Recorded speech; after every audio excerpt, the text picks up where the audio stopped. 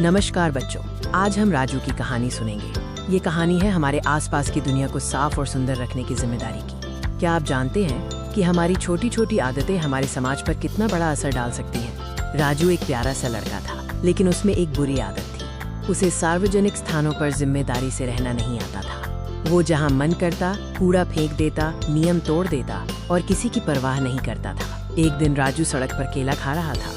छिलका खत्म होते ही उसने आसपास कूड़ेदान देखे बिना झट से छिलका सड़क पर फेंक दिया। क्या फर्क पड़ता है, उसने सोचा और आगे बढ़ गया। उसे पता ही नहीं था कि ये छोटी सी लापरवाही कितनी भारी पड़ सकती है। सड़क हो या बाजार, राजू का व्यवहार हमेशा लापरवाह रहता था।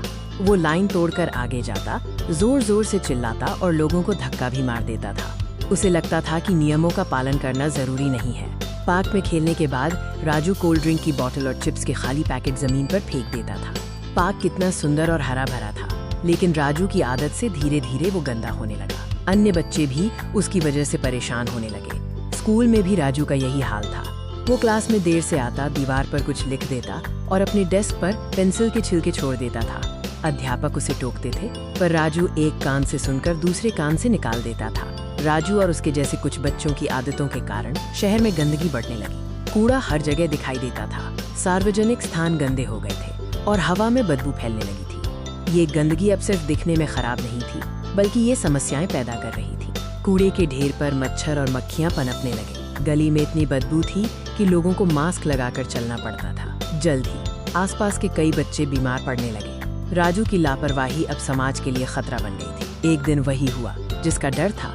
राजू ने जो केले का छिलका सड़क पर फेंका था, उस पर गली के एक बुजुर्ग का पैर पड़ा और वे फिसल कर गिर पड़े। उन्हें चोट लगी और वे दर्द से कराह रहे थे। आसपास के लोग मदद के लिए भागे। राजू ये सब दूर खड़े होकर देख रहा था। उसे लगा जैसे किसी ने उसके सिर पर हथौड़ा मार दिया हो। क्या ये सब उसकी वजह से हुआ? अगर उसने वो छिलका कूड़ेदान में फेंक दिया होता तो ये बुजुर्ग नहीं गिरते। पर असली सदमा उसे तब लगा जब उसकी माँ भी बीमार पड़ गई। तेज बुखार और कमजोरी के कारण माँ बिस्तर से उठ भी नहीं पा रही थी। डॉक्टर ने बताया कि ये बीमारी आसपास की गंदगी और प्रदूषण के कारण हुई है। डॉक्टर ने राजू से बहुत गंभीर होकर बात की। उन्होंने समझाया कि अगर हम अपने आसपास साफ सफाई नहीं रखेंगे तो बीमारियां फैलती रहेंगी और हर कोई खतरे में रहेगा। राजू की आंखों में पहली बार डर और पश्चाताप दिखाई दिया।